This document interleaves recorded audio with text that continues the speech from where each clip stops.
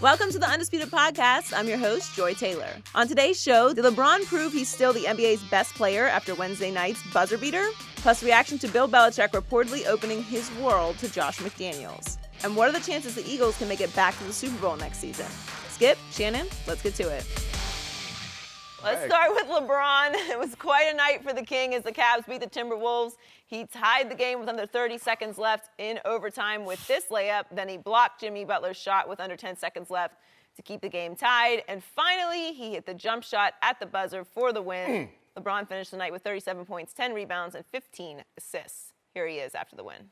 Coach Lou drew up a good play. Obviously, in the past that would be Kevin Love making that entry pass, but Jeff being, as strong as he is and pretty good accurate passer, especially at a baseball pass. T. Lou drew up something great. They couldn't take a body off Kyle, and I was able to get a good rip screen and just trying to sit down. Not allow Jimmy to get around me. And once I caught it, just trusted. Trusted everything I've done in my career, and that's just the work ethic I put into it, and I was able to knock it down. I was thinking about I don't want to do another overtime. That's what I was thinking. I'm 33 years old, and I did not want to do another overtime. So, it was a heck of a pass, heck of a play call by T. Lou, and I was able to benefit from both.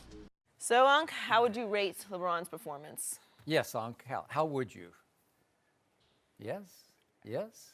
Skip. Yeah. It was magic. It was magic. It was transcendental. Ooh! Yeah. The only difference, it didn't happen in the finals because he did everything Michael Jordan did in Game 6 in the flu game. You know it, Skip Bayless.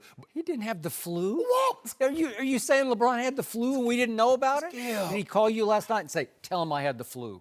His performance is an A. A+. If it's a scale of 1 to 10, you give him a 14. Okay. Because, Skip, he answered every question. Jimmy Butler made a layup. He came back, made a layup. Karl Anthony Towns hit a big three you thought was a dagger three. LeBron said, I'm not going to let you go and hide. That was a big-time shot. And then at the end of the game, Jimmy Butler got the switch on Jetty. Now, you know how LeBron is, Skip. He likes all the rookies. He gets along with most of the players. He invited Jimmy Butler to his party. And the only thing he asked Jimmy show up with a bottle of hen. Jimmy tried to sneak in with apple juice. LeBron said, get that stuff out of here. Is that what he That's said? what he said. Get it out of here. JR, get the ball. Now, I would have. Because that was some weak you-know-what. Right? Here's the thing, though, Skip. Now, LeBron, what a normal guy would have done, JR gets the rebound. He'd have called timeout. We'd advance the ball to the front court. But LeBron had told JR before that in the huddle, now they're going to get the switch. They're going to try to get on Jetty. I'm going to be on the weak side. I'm going to come. I'm going to block the shot. Now, when you get the rebound, don't call timeout because I want the flair for the dramatic. I don't think LeBron went into quite that detail. Skip, But go let me ahead. tell my I'll story. give it to you. I'll give it to you just for today. Block the shot. Yep. JR didn't, dribble the ball, didn't call timeout. Yeah, it was a 1 second of the clock. A little shaky, but go ahead. 1 second on the clock. That's all we need. Okay. Skip, I've dug. My researchers have dug. We've never seen a stat line like this. 37, 15, 10 on 70+% shooting. We haven't seen a stat line like that. I went back 35 years. My Steve Owens, not the one with the Heisman Trophy, he went back 35 years. No, he won a Heisman Trophy. It was a long time ago. Yeah, we be blocking you. He still reminded you. You heard what you said yesterday, Skip. Yep. Oh, he's not the best player right now. Yes, he is. Chris Broussard, you're going to be out here. He's still the best player. And he lets you know he can rise up at any time and give it to anybody, anywhere, on any given moment. What do you say? What more would you ask for the guy? What more could you ask from him, Skip? I need you to answer everything they put out. I got one. Okay, Tell me when it's my turn. No, it's not your turn just yet. Okay. I'm going to give you ample enough time in overtime. They had 11 points in overtime, Skip. He scored 9 of them. He did. And I know, but you're going to go to the fourth quarter, Joy. Skip going to say, but he only had 3 points in the fourth quarter. But he had 6 assists. See, LeBron James is so great, he doesn't need to just score. LeBron James is so great, he don't need to just rebound or assist the ball. He can do it all. Yep. And then when it comes down to it, Jimmy, next time you're invited and you show up with a bottle of what, come and don't try to sneak apple juice in our party because we will throw it away. Skip. That man LeBron James, he did. You know what? I ain't go, Joy, you and I both know we were talking about the Quincy. I ain't about the Quincy Jones on LeBron. But Savannah, he was, at the Q, he had a date last night. Old Miss Triple Dub. Because he on the job, don't nobody suspect anything until after the game, and you look down like, he got a number again? Oh, LeBron James. Oh, Skip, is he special? It's your turn. Well, he used to be. But What you mean used to? Where'd he go? He ain't going nowhere. tell me when It's your turn. Thank you. Take your time, Thank you, Joy. Does that mean it's my turn? Yes. All That the means way. nobody can interrupt I ain't what gonna I'm interrupt. about to say? I ain't got nothing. How can I interrupt with 37, 15, and 10 on 72% shooting? I ain't got nothing to say. So, clearly, LeBron James owed his team that game last night because he has not been there for his team for a long, long time.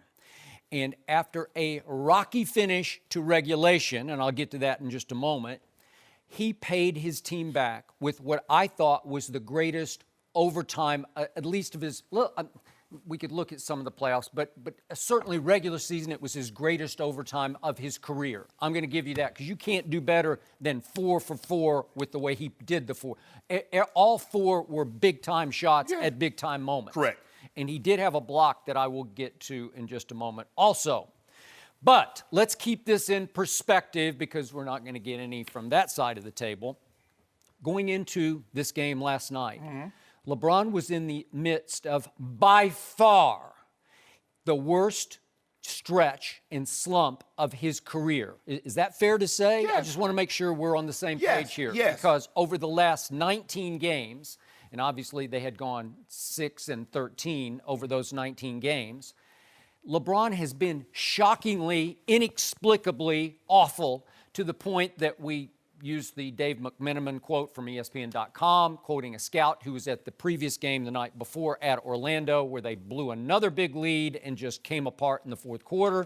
And LeBron just disappeared down the stretch in the fourth quarter just the night before at Orlando. And the scout said he has lost a step. He can't blow by anyone anymore. And I'm going to point out, I defended him on that because I said, hey, that's not true. Not true. Maybe he doesn't have the energy on defense anymore. Correct. Maybe he doesn't utilize the quickness and explosion we used to see on the defensive end. But on the offensive end, when he wants to get to the rack, man, he just gets to the rack. He's going to the hoop. Yeah, and I don't see any drop-off there. But I do see drop-off in impact because over the last 19 games, plus minus, which means for those who don't get it, the minute you're on the floor, what's the score of the game? What's the point differential in the game?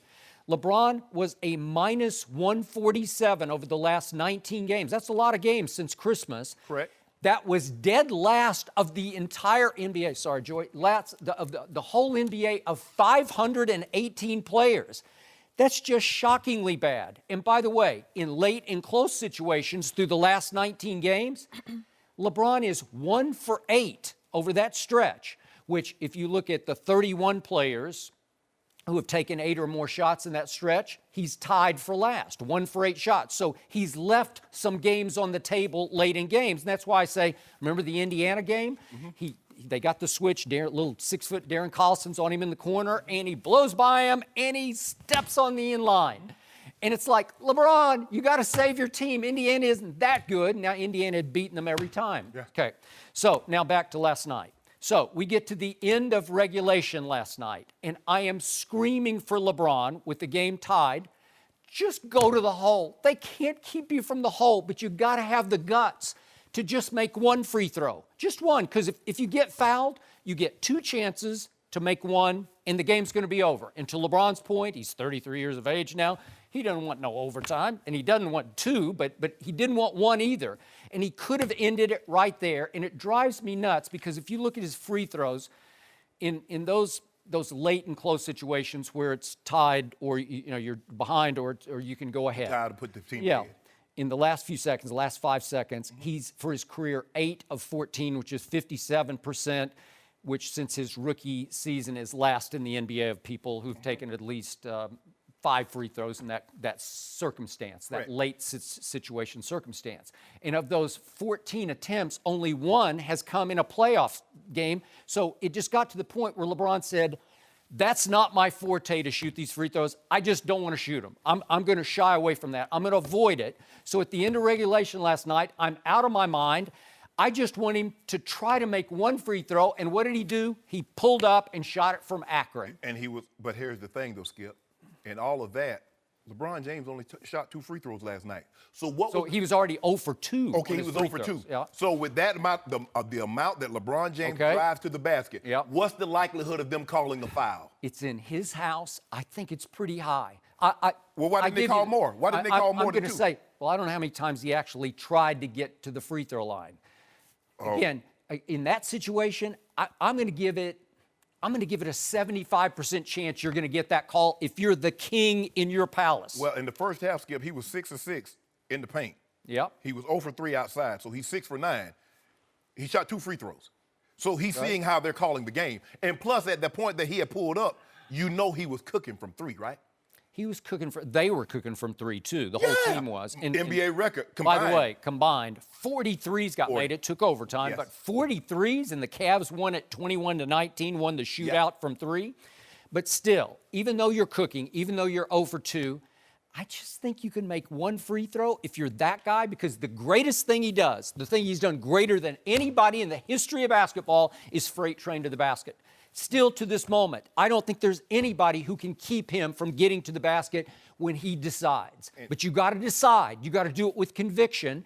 And I don't think Jimmy Butler, as terrific a defender as he is, he can't guard LeBron James. And he got those points against Jimmy Butler and did. Andrew Wiggins. No, he did. Andrew that was Wiggins, hard, man. Yeah. Those are 2 athletes now. 72%. Well, but you know what, Skip? We still got a problem. You know. That 5-9 package is still there. All right. Let me finish the game, then we'll get to the package. I'm with you about that, and I agree with that. Now, we get to overtime, and LeBron finally just said, I think, okay, that's enough of this. Yeah. And I saw him playing.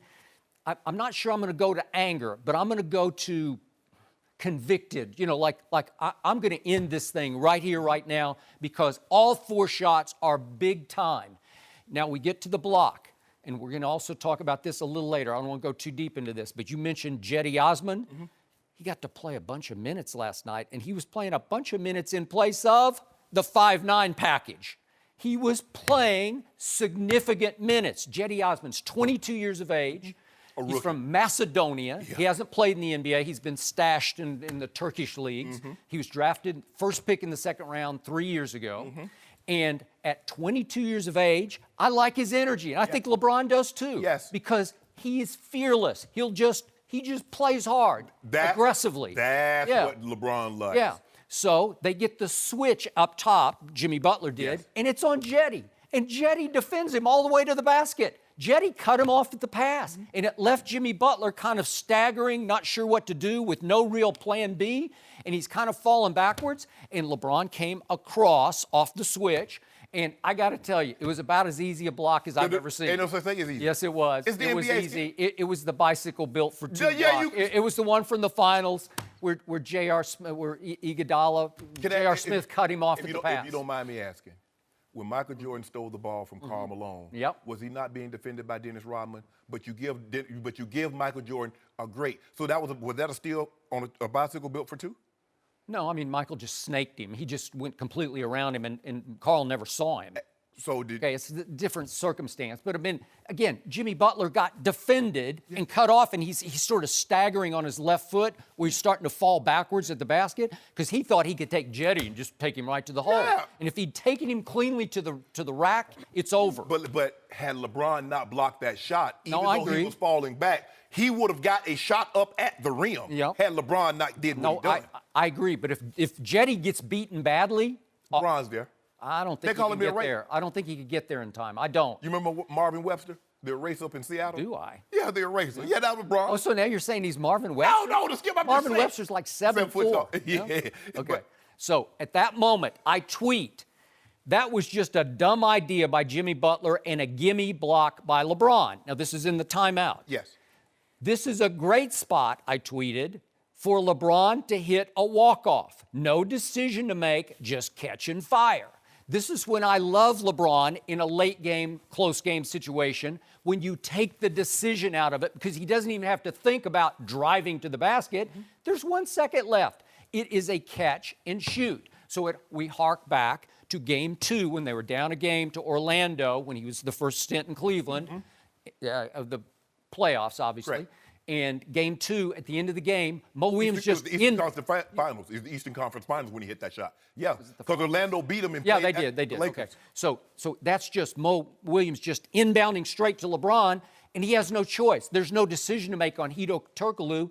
He just knew he's going to have to pull up and fire it, and he fired it, and he made it because he can shoot it with conviction. He can just let it fly. So, again, I basically called the shot. I love that. As long as Jeff Green can make the Kevin Love kind of pass, which he did. He threw him a good ball. He threw him a great ball. And if you notice, Skip, when LeBron shoots his 3, he likes to check his feet and fade to his left. When he caught this inbound. This isn't a 3, though. This is what I'm saying. But he likes to fade to his left. Okay. That's his shot. He did. So it was in his wheelhouse, but he still got to make it, Skip. So did he push off a little bit? I don't care. I'm not calling that on anybody because Jimmy Butler was actually wrapping him up before the pass was made. So all is fair at that moment. There's going to be contact on both sides.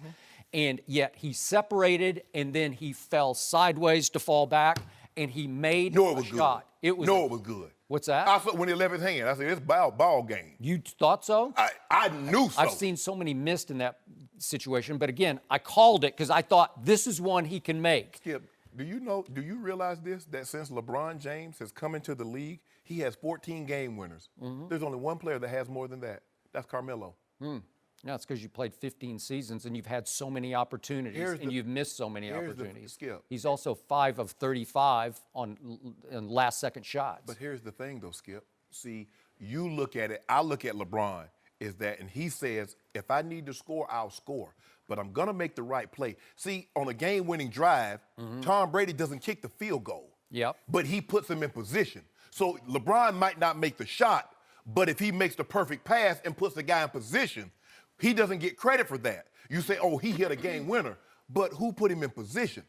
Tom Brady doesn't kick the ball, but he put Vinatieri, he put Gostkowski in position. So we got to give him some credit. Okay, for what? Are you talking about the assists? Or? I'm saying the right play. I want the ball in LeBron's hands because I believe that he will always make the right play. Oh, I see what you mean. All right, so whether he passes or shoots it. Right. But I love LeBron when there's 1 second left and it's a catch and shoot because we take all of these should I not, because I've told you before, highest basketball IQ I've ever seen is LeBron James, to a fault, because he is quickly processing the ramifications Sometimes of all. you get over analytical. Like, okay, if I do this, but then if I get fouled, then I'm going to have to stand by myself and shoot the free throws. So I think I better just shoot this from Akron. Well, you remember, Skip, he said during the stretch that he's overpassing the ball. He's trying to get his teammates involved so much that he's getting at the rim, and he's like, okay, let me get him involved because he's wide open for the shot. Yep. Last night, he got him involved. He could have had 20 assists. Shannon Fry was cold, but old fourth quarter, he got going. But as regular season games go, that was a classic. It was a classic. It was a great shot, and LeBron agrees. How much does he agree? Don't start with me on the Heat, all right? I don't want My bad, I'm sorry, That's Joy. rude. LeBron agrees. He would like to share it on Instagram this morning. What is that? He gave it an emoji caption. Crowd him. Wait, he put the crown up? Yeah. Crowd him. Wait, he's at the bottom of plus minus for the whole league, and he just put the crown up? I want to know last night, of the players that were playing last night, anybody have a stat line like that? Skip, think about this. How long did they play basketball? I agree. No mercy. Hey everyone, it's Joy Taylor. The Undisputed podcast continues in a minute, but first I wanted to bring in Shannon Sharpe to talk about one of our sponsors. Thanks, Joy. Hey guys, Shannon Sharpe here with a quick word from Pro Flowers and Sherry's Berries. With Valentine's Day right around the corner, the last thing you want to do is pick a wrong gift. Making a big impression is key. Pro Flowers and Sherry's Berries have teamed up to help you really impress your Valentine this year with their perfectly paired collection. Go ahead and think inside the box this Valentine's Day. This is really a one-of-a-kind gift. Your flowers and dipped strawberries will arrive together in a beautiful, specially designed box that will keep your flowers fresh and your berries cold, guaranteed. Right now, Undisputed listeners can save 20% on any one of their perfectly paired combinations or any other gifts over $29 with the promo code Undisputed. And take it from me, these flowers are gorgeous and the dipped strawberries can't be beat. Pick the delivery date and it's guaranteed, and customer satisfaction is always number one or your money back. Hurry and order today. Valentine's Day is next week. There's only one way to get 20% off a perfectly paired gift over $29, featuring beautiful blooms from ProFlowers and freshly dipped strawberries from Sherry's Berries. Visit proflowers.com today and enter the code UNDISPUTED at checkout. That's proflowers.com, code UNDISPUTED, and you'll get 20% off this perfectly paired gift. Now, let's get back to the show. No mercy. Josh McDaniels surprised everyone, especially the Colts, when he decided to stay in New England this week. ESPN's Mike Reese reports McDaniels met with Bill Belichick and the Krafts on Tuesday, and Belichick reportedly told him, quote, "I'm going to open my world to you," and spend more time showing McDaniels the inner workings of the organization. Shannon, how will this play out? So what the hell have you been doing for all those years you've been there, Josh? Do you go to coaches' meetings? Do you meet with Coach Belichick? Did it ever dawn on you, Coach, what'd you see in Gronk? Why would you take Gronk in the second round? He's coming off back surgery. Yep. Why would you, Bill, when you're looking at a guy, what did you see in this guy? Why would you keep Tom Brady on the roster? You kept 4 quarterbacks that year. Now, clearly you didn't know he would be this, but what did you see that made you so sure that this was the guy that where you wanted to go and needed to go, he was the guy that could take you there? So you never asked those questions. Well, if that's the case, why the hell was he even in contention for a head coaching job, Skip? For me, second question, what's in it for Coach Belichick?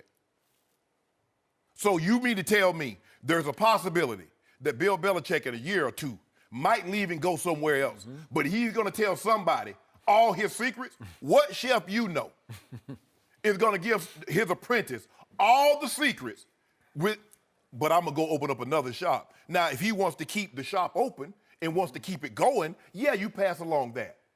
But you're not going to open another restaurant, Skip, and give somebody that you left behind all your secrets and all your recipes. Of course not. So what's in it for Coach Belichick? Clearly, something is in it that's very good. Does he bump to the front office? Does he become the VP of operations? Does he all of a sudden now do all the shopping for the grocery and Josh McDaniels does all the cooking? Is that where we're going? Could be possibly. He could be the next Pat Riley. Remember, Pat Riley was a coach. Then he bumped it up to the front office. Then he wanted to win a championship with Stan Van Gundy's team. Fired Stan. Oh, Stan wanted to take some time away and be with his family. Kicked Stan Van Gundy to the curb, won him a title, go back upstairs, had great success. My thing is, it's just hard for me to believe. It's like me going to class. You know what? Say, you know what? Teacher say, you know what, Shannon? This last 2 weeks of this semester, I'm going to teach you. What the hell you been doing the whole while I've been in here? And me, that's like, okay, the last 2 weeks, I'm going to learn something. I've been there all this time. You're not teaching me, and I'm not learning. For real? Come on. Look, I'm not saying that Coach Belichick didn't say this. I'm not saying that he did. But it strikes me as odd that he says, I'm going to open my world to you, and then all of a sudden he might leave and go somewhere else. There's something in it for Bill. That's how he operates. We know this. And he's already given him something. Josh McDaniels took the spine secrets right to Denver. He did. That's how he got busted. So you talk about, all of a sudden. So how would he know that, Skip? How would Josh McDaniels know about taping up practices if he didn't get that information from somebody? Chip off the old block. So now all of a sudden, he's going to be been teaching you all along. That's how you took those dirty secrets. That's why after every victory you had, new pictures went up on the wall, because that's what the Patriots do. I'll go one step further. I find this whole concept laughable. It harks back to what you found laughable, which was the statement that followed the ESPN article that was the joint three-way statement, Kraft, Brady, Belichick. More united. We're all in this together, and we don't know of any problems. What problems? But then Robert Kraft admitted, we got to get our egos in check. And then he admitted there is tension, not dysfunction, but tension. Interesting. So, am I to believe that Bill Belichick is going to willingly teach Josh McDaniels how to replace Bill Belichick? I'm sorry, I don't see that. I know how Bill Belichick is built, and he's not built that way. Did I expect Brett Favre to teach Aaron Rodgers how to replace Brett Favre? I did not, because that's not how Brett Favre is built. Joe Montana to Steve Young, not how Joe was built. They're ultra competitive. They're you know, there's a part of him that's kind of. You try to replace me, bro. Yeah, why am I going to trade? It's like, when somebody takes over a corporation and they're going to get rid of the staff and they say, okay, you train them. Right. I ain't training it. There's a side of Brett Favre and Joe Montana, I'm trying to put this nicely, that's not nice. They have not nice sides to them, and they're like, hell with that. Yeah. No, I'm not going to do that. Some quarterbacks will teach they're good guys and they're all in it for the team, and they really are. You've seen true blue guys like that. Yes, but those guys, I'm sure, absolutely certain that Tom Brady was closer with Brian Hoyer, Rohan Davey, Ryan Mallett. No doubt. No threat. But Jimmy G. No threat. No. Although they seem to be okay, but do I think Tom Brady gave him the house secrets? I do not. No. I take it one step. Yeah. I was with John Elway for 9 years, 10 years. Yep. Almost 10 years. Yep. And he and Gary Kubiak were like this. Perfect relationship. They drafted Tommy Maddox in the first round in 92. Yep. John Elway and Tommy Maddox wasn't like this. Got it. Okay, so back to this. Unless you can tell me that the succession that is now in place is that Bill Belichick, after next year, will be the GM of the Patriots, then I'll buy this. Yes. If that's what we're talking about. Yes. But that had to be either ordered or agreed upon by the man who owns and operates the Patriots in the end, and that's Robert Kraft. Correct. So somehow this was ordered from above.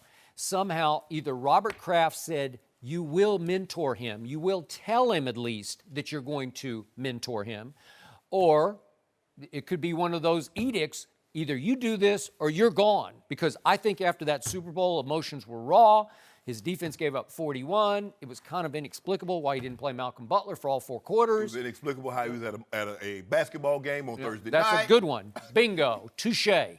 And I just can't believe, I know Tommy wasn't happy about this, the son of Robert Kraft, but I can bet you that the owner, Robert Kraft, and his real son, Jonathan, I don't think they were real happy about Bill Belichick's performance in this Super Bowl and during Super Bowl week. So there had to be some mandate, and as we talked about, Bill Belichick got ordered to do something for the first time in his 18 years of running the football operation, and that was, you will trade Jimmy Garoppolo at the deadline. Correct. And he basically gave him away to a young coach that he loves in Kyle Shanahan. Okay? So now, my instinct tells me Bill Belichick is somehow on the way out. It could be of his own volition. He could be threatening already. I'll just walk away if that's what you're going to do. But here's my thing, Skip. Why not Romeo Crennel, who was with Bill when he was with the Giants? Mm-hmm. Why not Charlie Weiss, who was with him with the Giants? Why not Bill O'Brien? Why now? Now, we heard nothing about the succession plan. Mm-hmm. Yep. We heard nothing about nothing. Everything was pristine. Everybody was happy. Seth Wickersham writes this article. We go from he writing the article to them shooting it down to Mr. Kraft says, I like to keep this thing going, but we got to get egos in check. Yep. We're not dysfunctional, but there is tension to now there's a succession plan. How do we get in a month? How do we go from that, everything is harmonious, to now I'm going to teach you everything we need to know in this time frame?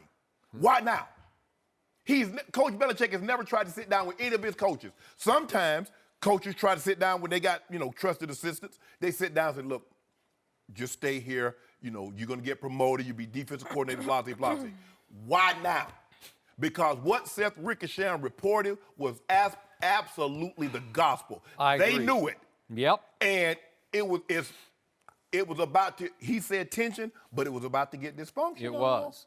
And maybe it teetered into dysfunctional. Yes. Yep, I agree with you. So in the end, I told you yesterday, I'm 60-40 that it's going to be sooner than later that he's going to be out. Do I think it could happen before next year? I wouldn't be shocked by that. The odds are he's one more year as a Patriot. But what has gone on behind the scenes? Well, he got ordered to do something here.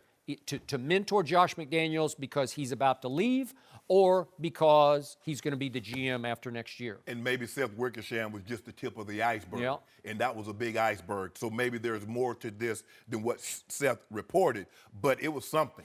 Because listen, Skip, I'm not releasing no statement to refute anything if it's a lie.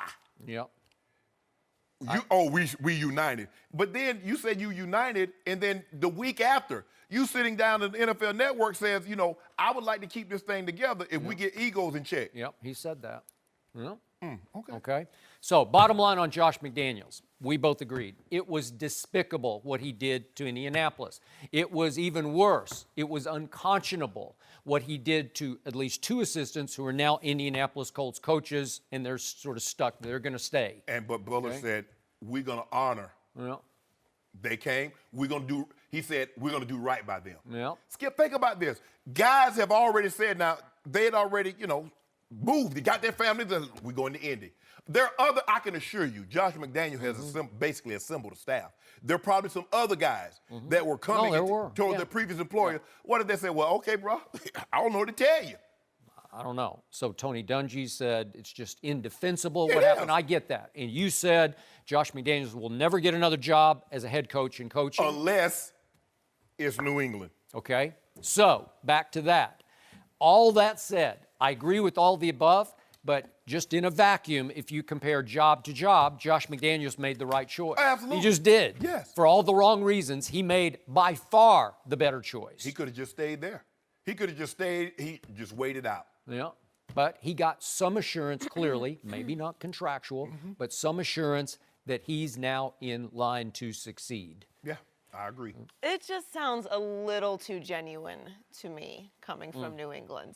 Really, that line, I'm going to open my world to you, sounds like something out of Star Wars. It's like a supreme leader opening up to like Kylo Ren, like, join me. It's way too genuine. Yeah. No mercy. Hey guys, Joy Taylor here. Before the show moves along, I wanted to talk to you about ZipRecruiter. Are you hiring? Every business needs great people and a better way to find them. Something better than posting your job online and just praying for the right people to see it. ZipRecruiter knew there was a smarter way, so they built a platform that finds the right job candidates for you. ZipRecruiter learns what you're looking for, identifies people with the right experience, and invites them to apply to your job. These invitations have revolutionized how you find your next hire. In fact, 80% of employers who post a job on ZipRecruiter get a quality candidate through the site in just one day. And ZipRecruiter doesn't stop there. They even spotlight the strongest applications you receive, so you never miss a great match. The right candidates are out there. ZipRecruiter is how you find them. It's no wonder why businesses of all sizes trust ZipRecruiter for their hiring needs. And right now, Undisputed listeners can try ZipRecruiter for free. That's right, free. Just go to ZipRecruiter.com/undisputed. That's ZipRecruiter.com/undisputed. One more time, try it for free. Go to ZipRecruiter.com/undisputed. ZipRecruiter, the smartest way to hire. Now back to the show. No mercy. There's some partying going on right now in Philadelphia. About 2 million people are expected at the Eagles championship parade, which is going on as we speak. Nick Foles was the Super Bowl MVP, but they are expected to have Carson Wentz back from injury next season. We're joined by Fox NFL analyst Mark Schlereth. Mark, welcome. Well, it's good to be here. Thank you. What are the odds the Eagles will be in the Super Bowl next year? Probably not good. I mean, if you look at history, your ability to repeat. I mean, if you looked at them from just a pure roster standpoint, and obviously the NFC is loaded, and they'll get Aaron Rodgers back in Green Bay, and obviously what they've done in New Orleans and, Carolina. And so there's a lot of great teams. But if you look at their roster, the roster construction that they have put together, Howie Roseman has done a phenomenal job out there. You would have to say that from a pure roster standpoint, maybe put them in the 80 percentile. Like, they are that good, and they're going to get their quarterback back. I mean, they are that good. Lines of scrimmage are just outstanding. But I just know how hard it is. All-world tackle back. Right. If Jason Peters decides to come back for year 15 and he moves like he's 20, I mean, the guy is a phenomenal player. So all those things considered, you'd have to sit there and say, wow, they got a great shot to go back. I just know how tough it is to repeat. I know. You do. I mean, just think about this, just from what we've done. And I'm talking about the collective media and fan bases. Well, hey, Nick Foles is a Super Bowl MVP. Let's go out and get Nick Foles. Nick Foles should ask for more money. Nick Foles should do this. Nick Foles is under contract for $7.5 million. Yeah, he is under contract. But, everybody thinks that they should get more money. Hey, man, I was a great contributor. Should I get more money? I'd like a new contract. So you have to deal with those things as a franchise and organization. The other thing you have to deal with is some guys are sated by success. They get success, and they're like, hey, man, I got my ring. right? Now it's about the money. Now it's about celebrity. Now it's about building my brand. Now it's about this. Now it's about that. They don't show up to workouts. They don't. I mean, you've got to understand how hard it is to manage 53 personalities and to have the right guys in your locker room that are going to hold themselves and hold each other accountable. By the way, how many rings you have? How many? Three and three. three. And so you had 3 chances to repeat Right. each, and you did One once. time. Yeah, Okay. one time. And why did you do it that time? What happened? Well, coming out the year, we wanted to, well, Mike said if you want to be special, you got to do it again. Mike Shanahan, yeah. So we knew there are a lot of teams that won one in a row. The way you got judged differently if you repeated because so few teams had done it. Yep. So that was our mindset, and we were hungry. The thing is, a lot of instinct, you're absolutely right. The thing is that it's a blessing and a curse to win the Super Bowl because when you win the Super Bowl, a lot of guys had to play well, but everybody thinks they played an equal share in the role. The caterers say, well, the reason why you won because we brought you the good food. The lawn care people say, hey, we cut that grass just right. Everybody wants more. Will they have the same desire to repeat as they had to win it? See, we can't even say with them, barring injury. They lost the MVP caliber quarterback, they lost the left tackle, and they lost Darren Sproles. So we can't say barring injury because they're loaded. And they lost Jordan Hicks, who's a really good. Yeah, they started middle linebacker. Oh. So we can't even say that. Yeah. Because they built this roster and what they have, the majority of their key players are under contract, and they still have Wentz on a rookie deal. Because when his contract comes up, you're talking about probably $150 million with 120 guaranteed. So it's going to change the landscape of what they can do. Like Seattle, they got a great opportunity because remember, Seattle won the Super Bowl, had a quarterback on a rookie contract. Ooh, but then you started having to play people. The thing is with these guys, all their key players are under contract for the foreseeable future. The Fletcher Coxes, the Grahams, the Ertz, the Wentz, Alshon, you good. Jason Peters, Lane Johnson, Kelt. So they good, Skip. Yeah. Interesting. I like their chances better than somebody else in that division. Yeah, right. I think one of the other things, and Sharpe was right, we're hungry, and we had a bunch of professionals. Like Sharpe would go back to Atlanta, where he lived. And you knew when he walked in, he's going to be yoked. He's going to be Peel, fit. Skip. He's going to be. So you didn't have to worry about him going off and not working out. That was our team. Skip. You weren't going to. Really? You weren't going to miss. I tell you the other thing Is that what happened in that Super Bowl? No, that second Super Bowl? I was tore up. You were tell you tore what. up. You were injured. Yeah. Well, wait. You were literally tore up. Well, but here's the other thing. Here's the other thing that motivated that football team. We felt like we should have won 3 in a row. Yeah.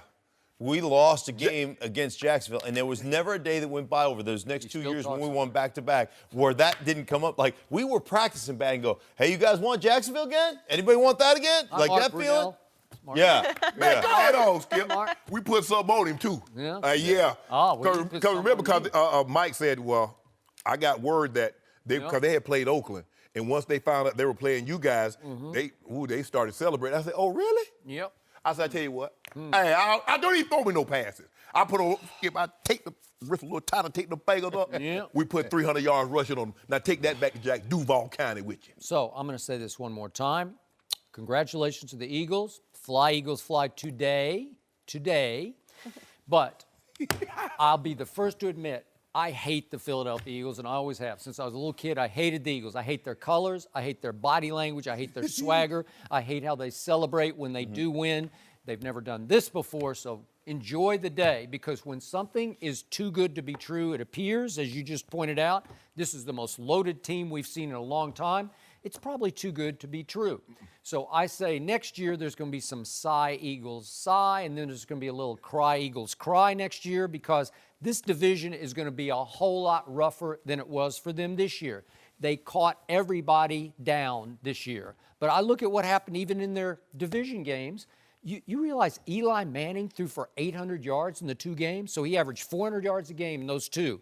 And what happened? The first game, Eli and company scored 24 points in the 4th quarter, and it took that 61 yards. that Jake Elliott kid, the rookie, he had to make it from 61 at the buzzer to survive that game. And the next game against Eli was 34-29, so it was highly competitive. And I watched the whole game of Kirk Cousins against the Eagles in the opener at Washington, and it went to the last drop, and it was a terrible call because Kirk Cousins was throwing the football, and they ruled it was a fumble, and Fletcher Cox picked it up and ran it in. That's how they survived that game. The next game, Kirk Cousins went 30 of 40 for 303. And then I'm going to bring up the one Dallas game. My guys are playing them at Jerry World. This is the only game that really mattered because the last game of the year didn't even count. But the one game at Jerry World on national television, I think it was on, was it Monday night? I think it was Sunday night. I can't remember. It was one of the night games. Yeah, it was Sunday night game. Sunday night, yeah. And I don't have Ezekiel Elliott, and I don't have Sean Lee, and my team led at halftime 9-7. So I don't know. Is this, are they a juggernaut? Really? That half. Can you check what was the final score? If you don't mind me asking. It became a wipeout, but there's no Sean Lee, and my defense was awful, and that was the low point of that terrible no Zeke stretch. Hold on. You been telling me that was lower than Atlanta? Did you see what happened in Atlanta? I think that's when they really hit bottom. They went deeper into the pit against, remember the Thursday game against the Chargers? Ooh. That hurt. That was Ugly. That was a real Ugly. stretch. All-time You know, this ain't been that good for you this year. Ain't really been that good. Well, it's much easier when you just each week pick the team that's winning that week. And St. Nick did it to you. I mean, the Eagles St. Nick. Yeah, Bama. Oh, I thought you meant to Dallas. No.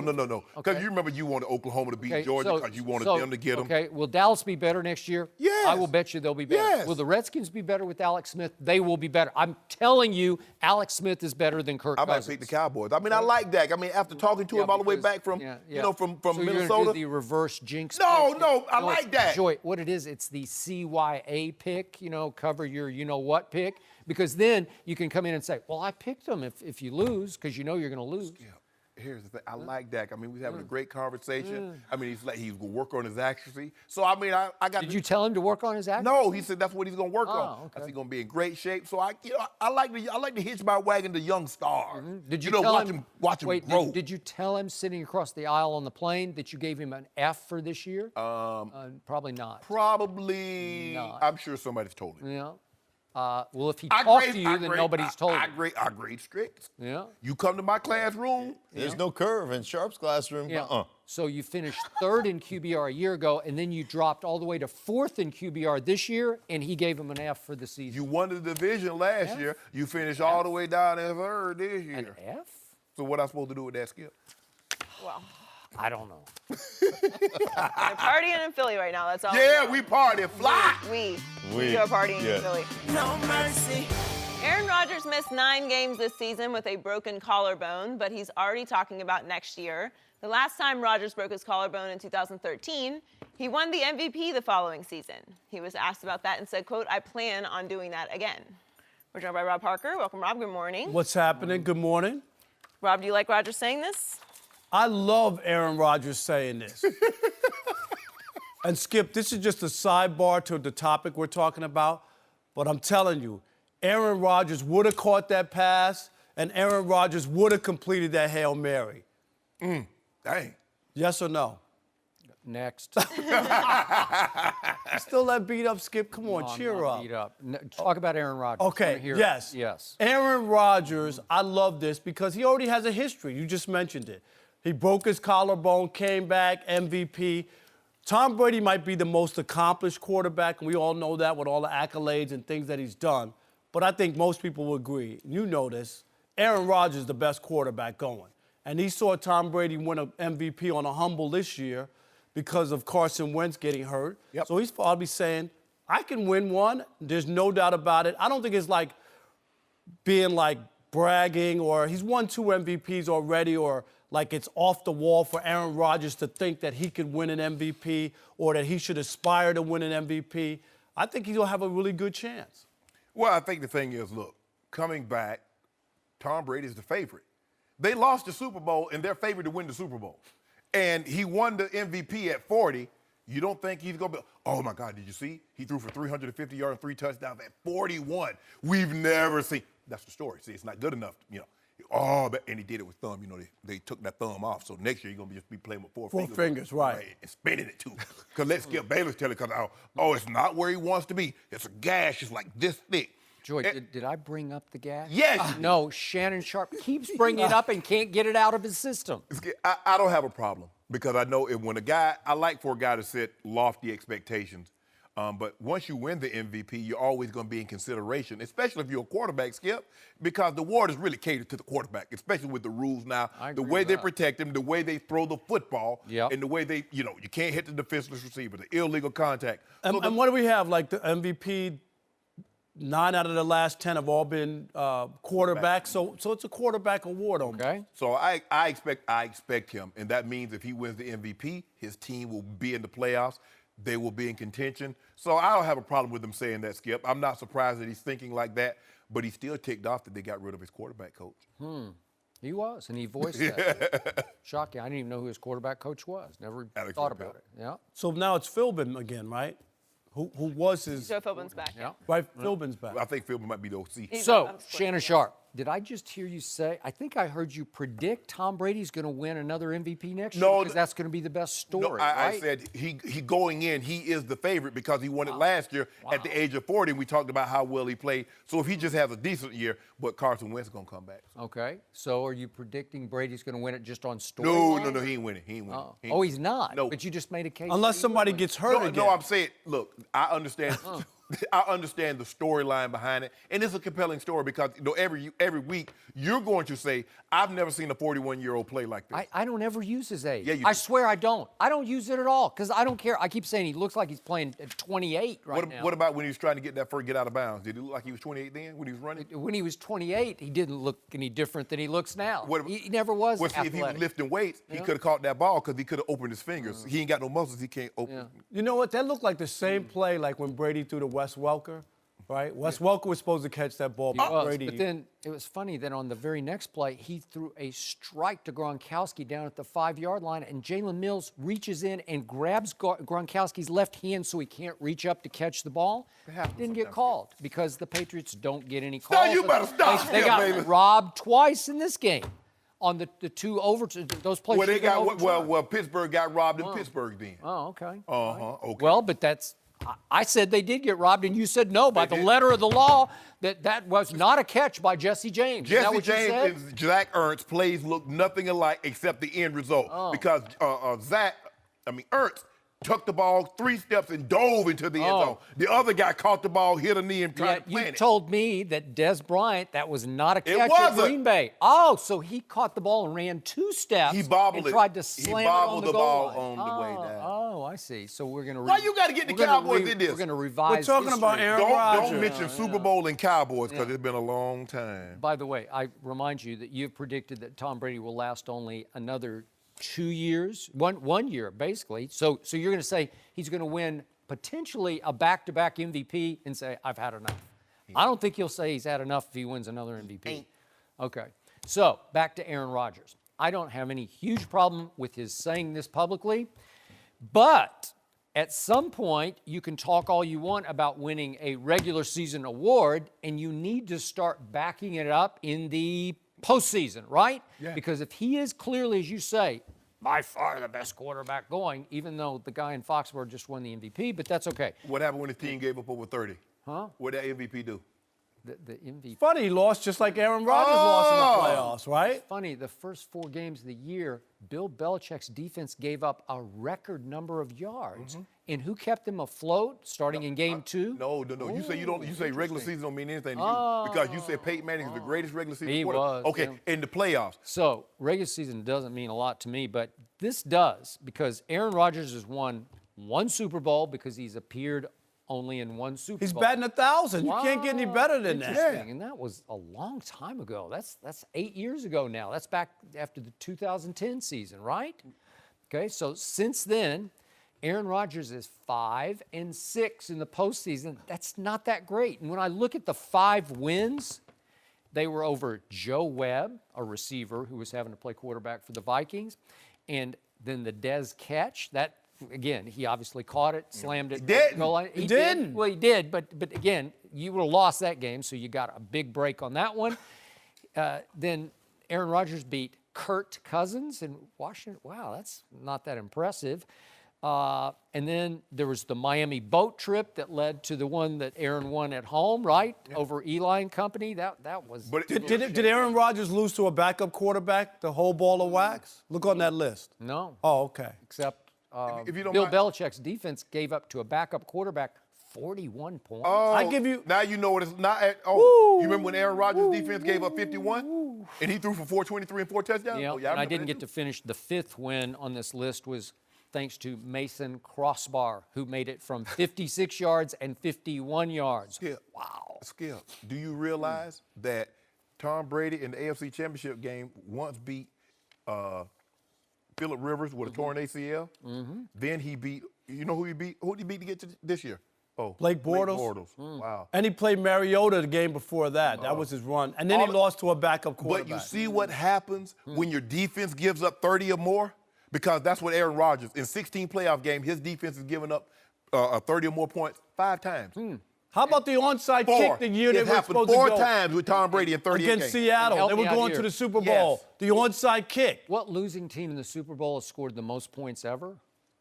Tom Brady's just did. Yeah. Oh, scored 30, what was it, 33 points? That's the most a loser's ever scored. And he didn't win with 33 points? No. Why was that? Because the defense. Oh, it was terrible. Yeah, oh, really? All-time Aaron terrible. Rodgers and Peyton Manning said, see, like that's the Peyton Manning and Aaron Rodgers tugging on my jersey like Isaiah was doing. Isaiah was looking like Kevin Hart on that security guard trying to get on that float. Get out! Get off me. Aaron Rodgers, since that one Super Bowl, has lost home playoff games to Eli and Kaepernick. Oh, Wow. Tom Eli- Brady's lost to Eli twice in the Super Bowl. And Nick Foles. No, but Throw five- them Foles. 5 and 6? Skip. Nick Foles, the guy that was so disgusted Yikes. by his play, Gonna he thought retire. about retiring. A guy came out of retirement. Tell Bill Belichick that. No, I'm telling you. And ask Bill why he didn't play Malcolm Butler one snap in Nick that Foles game. But went Nick- head to head. He with outplayed the Tom Brady. the He MVP. outplayed Tom Brady. Skip, would And you bust admit him that? up. Yeah, no, he did against Bill Belichick's defense. No, whoa, against whoa. That was Tom a Brady. horrendous Can I defense. ask you a question? Wait, no, I got to ask you a question. Okay. Who has the better defense, Philly or New England? Help me out. Oh, it's Philly by far, But right? you know- So Tom Brady threw for a Super Bowl and an all-time playoff record, 505 Is it yards about yards against or a much points? better defense. Is it But about yards or y'all- points? Philly, the Eagles was 6th in scoring D. The Patriots was 5th. But if you don't mind me asking, Rob, with 2:21 left in the ball game, and the Patriots had the ball, whose fault was that? It was Tom Brady. Tom Brady, 100% he lost the If game. you're that guy, you're down by 5. If you're that guy with 2 timeouts, you got to deliver. You got to deliver, Joy. Well, he'd only delivered in 5 previous Super Bowls that he won. He all had the- game-winning I tried drives. to Coach, think so. Coach Belichick always 5 said- times, Shannon. Who's done that? Coach Who's ever Belichick done always that? Nobody's tells us, ever done that. What does the pass have to do with this He game today? never says that. Yes, he does. He does. He said we're on to Cincinnati. Yeah. Well, I thought, so why wouldn't he talk about But Kansas the City? past has a lot to do with this argument right now because you're right. Tom Brady got strip sacked because his defense had just allowed the backup quarterback to control the ball for 7 minutes after Tom Brady fought all the way back in the 4th quarter to put them ahead again. Another game-winning But he still drive. had 2:21 to win the game, Listen to this, Skip. though. But 7 minutes went off the clock, and they fell behind by a touchdown. So now Tom Brady's going to have to go score a touchdown, not go get a field goal. Yeah. So you got to make plays. You got Yeah. to start making Yeah. plays against a really hellacious pass rush. And finally, was Brandon Graham pretty much unblocked on that No, play? he blocked. Yeah, he was. No, he got there right off the bat. But can you ask me this, Yeah. Skip? In the first half, the first 4 drives, why didn't Tom Brady get the team in the end zone? They had the ball 4 times, and Tom Brady didn't get the ball in the end zone. Can you tell me why? Never scored a touchdown in the opening quarter of a Super Bowl. So why is in that? 8 Super Bowls. If you're that guy, you Well, got to score a touchdown. One reason is because his defensive genius coach will win tosses and defer. That happened one time. Defer. Skip. It didn't happen one time. They always do it. They always defer, Really? right? You defer. You got the greatest quarterback ever, and you say, "Here, you can have Hold the on, ball." Rob, you know what I noticed? Now, in the previous Super Bowls that he deferred, it Shannon. was not a problem because they won. Because they won. But now they lose because they deferred the ball in the first half. Shannon, they didn't play the they snap. scored 33 points, and he shattered the all-time passing record in a playoff. But not they a didn't Super- cash in early Wow. in the game, Skip. Wow. Well, they're And up then- against a really good defense. It's really And good. then I it's- told you going in. Is it you not knew it, easy and I to knew throw it. later in the game? Hold on. Yeah. When the defense, when you're down by 10 points? Hold on, Rob, let me get this right. A really good defense gave up 613 yards. A really good defense. No, who?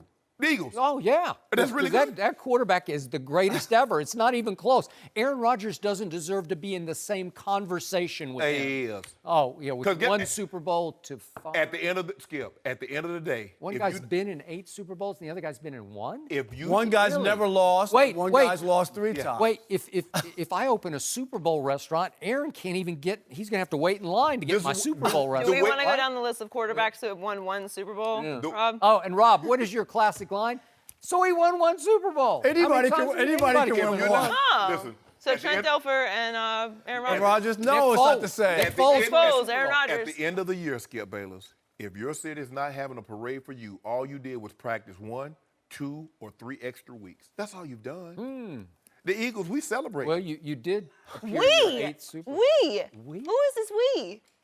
What part don't you understand? All of it. When did you become Eagles week? I can go to Philly. They're gonna serve up them cheesesteaks. I go You to ain't have a Philadelphia. cheesesteak in your life. Rob, thanks for It's been joining us. about- Well, I'll have one, but no bread. Oh, okay. No mercy.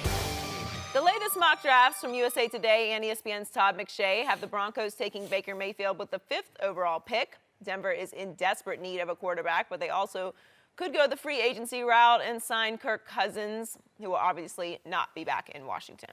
Shannon, who is a better fit for the Broncos? First cousins. Kirk would be a better fit, but seems like Washington's thinking about maybe franchising him so they can trade him. If I ain't signing with y'all. Y'all leave me alone. And then Wait, can you blame Washington for doing that? you should they done botched this thing from the beginning to the end, Skip. But here's the thing, going back to Denver, Kirk would be a better fit for the simple fact that if you want to win right now, John Elway, he tried to develop a quarterback, tried to develop Trevor Siemian, he tried to develop Paxton Lynch. John, we got to get some consistency. You go 6'7", 6'7 and a half, all the way down to 6 feet. Can we get a quarterback in like 6'4", Joe? Can we split the difference?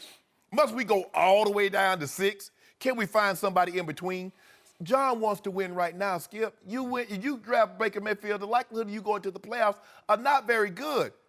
You put Kirk into that lineup, they're a playoff team. They're a playoff team, Skip. Maybe. Yeah, oh, ain't no maybe. Are you trying to tell they won 9 games 2 years ago with Trevor Siemian? You mean to tell me Kirk is not a better quarterback than Trevor Siemian? He's not better than Brock Osweiler or Paxton Lynch? I know you, Skip. You ought to stop. See what, Skip? You play Tell me when I start. That's when. No, you play it too much. You better worry about Philly. Don't worry about Kirk. He coming to the Broncos. about Philly. Yeah, worry about the Eagles. Jerry worried about him, so I know you worried about him. Well, the Eagles are not part of this equation. The Broncos are, and you, Mr. Ex-Bronco, better be worried about your Broncos. worried if we get 'cause Baker the Mayfield. window is closing, if not already slammed shut. John Elway put a stick in the window. You know how they do it. They won't let it No, close. it's a little twig right now. He's got a twig in the window, keeping it upright. Here's what I know about these two quarterbacks, and I've watched both of them a whole lot. In Kirk's case, too much, and in Baker's case, I saw every snap he took at the University of Oklahoma.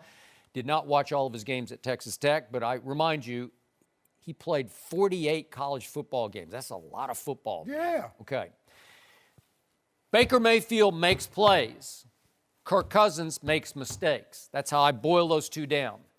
I am not completely sold on Baker Mayfield, as I've expressed before, but I'm less sold, a lot less sold on Kirk Cousins. So if I'm Denver and I have a chance sitting there at 5, if that's how it's going to all flesh out, and I can take Baker Mayfield, I'm going to take him, and I'm going to close my eyes and go forward because he is as NFL ready as you're going to get. He's played a lot of big-time football, a lot of playoff football. He ain't more NFL ready than Kirk.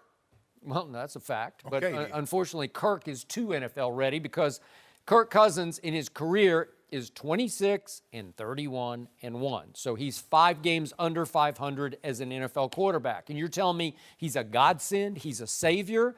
Did they think that about Nick Foles? Did they say he was a godsend, a savior? Well, all he did was throw 27 touchdowns to only 2 interceptions in 2013. That was pretty good. And he went to the Pro Bowl, Yeah. as has Cousins. Okay.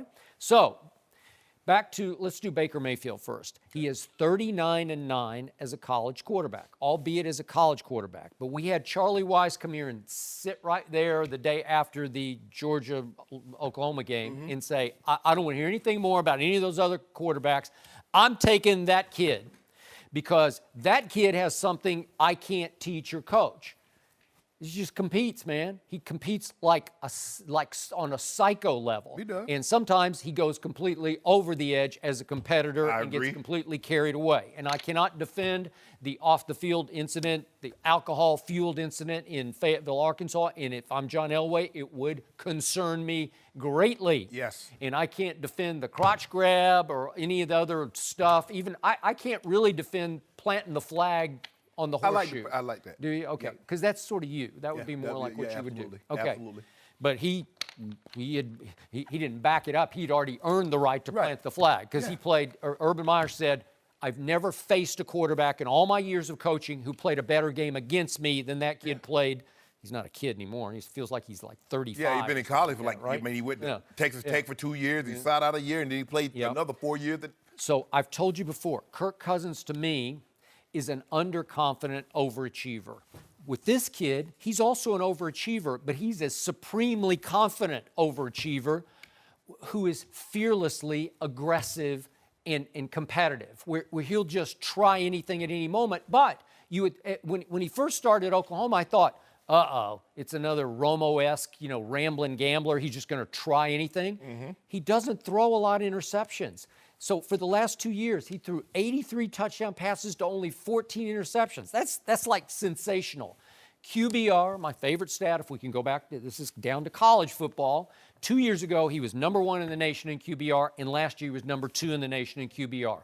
It's taking into account every factor of how you play quarterback, running with the football. Now, he is not as elusive or fast as Johnny Manziel was in college, but he is mobile now. He can escape, and he's also durable, and he is a better passer. I could probably go to much better than Johnny Manziel was in college. But, Skip, if you got Cousins, he's more than a one-year solution.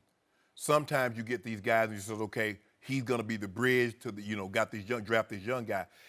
If the Broncos were picking 25th, and they took Baker Mayfield, and you had Cousins on your roster for 3 years or 4 years, and then 3 years, and you transition to Baker, okay. But I'm not taking Baker Mayfield with the 5th pick in the draft. Okay, but Kirk Cousins to me is a 3-year frustration where you'll be close. He always lets you down at the moment you need him. No, they let to him make the down. play. The injuries let him down. Washington doing everything they can, just kept putting up barriers to try to make Kirk fail. And it didn't work. So he's healthy, and he's told y'all to kick rocks. And then y'all, Bruce Allen, you go on TV and call the man Kurt. And then talk about, we offered him the most money, and then when you got right down to it, it was like the 25th most money. Y'all must be thinking Kurt is out his mind. So, Shannon Sharpe, who is the Washington Redskins' arch rival? The arch rival within the division is the Dallas Cowboys. So that's the game you should win every year. You should dominate that series because that's the one that the fans are going to hang their hats on. It happens sometimes. It happens? Yeah. So Kirk Cousins against my Dallas Cowboys in his career in Washington Kirk! I'm With sorry, a K. Kirk Cousins, Captain Kirk. He went 1 for 6 against Dallas. 1 for 6? He went 0 for 4 at home against Dallas. Really? And the one game that he won was against the now Dallas Cowboys quarterbacks coach, Kellen Moore. Really? That's the only one you won? Kellen Moore? You lost to Matt Castle on a Monday night in your stadium? Yeah, I'm not sold. He said, I'll be the Super Bowl champ, Philadelphia Eagles. And you're going to have to pay this guy. What's he going to get on the open market? I don't know. $130 million, probably $100 million guaranteed. He said, I went head-to-head with Aaron Rodgers on a Sunday night. You know what I did, Skip. I saw him go head-to-head with Aaron Rodgers in a home playoff game, and he didn't do so well. He said, I saw Dak do the same thing. He didn't do so well. Which way? Against Aaron Rodgers? Yeah. Huh, that's interesting. Because Joy, on my menu. I ain't add nothing to my menu. I got it on a sheet of paper. Yeah, Aaron Rodgers against... You want hot dogs or cold ales? So Dak Prescott has played against Aaron Rodgers 3 times. In the QBR averages of those 3 games, Dak has averaged an 80 and Aaron's averaged a 61. If you don't mind, can you give me the average win-loss record between them? Yeah. I'm looking on your paper. I don't see that. Well, I see 1 and 2 for. It was Dallas 30, Aaron Rodgers 16 up at Lambeau a year ago. And then in the postseason, it was Mason Crossbar. No, don't do that. Well, it was. It took a 56-yarder and a 51-yarder. Well, who was throwing those rainbows? Huh? Who was throwing those Dak rainbows? was to Dez in that game. That's the last we saw of Dez Bryant as we knew and loved him. But Aaron told you what was going to happen. You remember when the Giants beat the Cowboys opening day, and they were getting ready to go back and face the Giants. Dak said, I'm going to make up for it. We're going to make up for it. They beat us in our house. We're going to beat them in their house. Aaron Rodgers did it. Aaron Rodgers liked to take his show on the road, Skip. He wanted everybody to see that. He gets tired of seeing the Packer fans just seeing him. So he went to Cowboy. He went to Jerry World twice and gave it to him. And he went there this year, and Dak Prescott put up a QBR of 97 on a scale of 0 to 100. Cowboys put up it's hard an to L. be better than that. Cowboys put up an L. Without Sean Lee in the second half, they did. And Aaron Rodgers had a grand total of QBR of 74 in that game. It was 97 to 74. Oh, no. He got outplayed again. Whoa. Wow. Skip. At the end of the day, Interesting. if I win, Yeah. that's how I look at it. Huh. When I was playing Ben Coles and I was going against Tony really? and all these other tight ends, if I won, I was a better tight end than you. Joy, I'm going to reiterate Kirk Cousins' Yeah. one-loss record in his whole NFL career. First. It's 26-31-1. 26 wins, 31 L's, and 1 tie. So at your restaurant, he'd be shut out a lot of times, wouldn't he? 31 times he couldn't even get in the door of your restaurant. Proud of Nick Foles doing what he did. Nick Foles had a one-loss record of what? Yeah, but Nick Foles has thrown, what is it up to now? 70 touchdowns to He's 30 interceptions. Philadelphia. Yeah. He got a place named after him, like Pennsylvania. I think they like nearby counties. Yeah, big old parade. Unfortunately, I'm not gonna be able to make it today because they, bring my. Because you picked the Patriots. I'll go bring that old hen. Joy, why you don't want me to celebrate my moment? What I want you to do is just keep it real. That's all I'm asking. 100. Fly, Eagles, fly. But you picked the picked Patriots, the Patriots before the season and before the game. And before the game. That jinx was working. Oh. You ain't see that voodoo. Hey, It was a trick. I called Miss Rudolph. Called Miss Rudolph. Tom. I bet Tom Finger back on. Did you? Oh, yeah, that's what it was. But it didn't work. You did that? It didn't work. Wow. He cooked the. Well, I don't know. It's not where I want it to be, Joy. I just hope my doctors clear me to go play on Sunday. So all he did Sunday was throw for 505. All he did was take that L. 505. And he didn't shake Nick Foles' hand. No mercy. Thanks for listening to the Undisputed Podcast. I'm Joy Taylor. We're back at the same time tomorrow morning, 9:30 Eastern. I'll see you then. Fox Sports 1 of 1.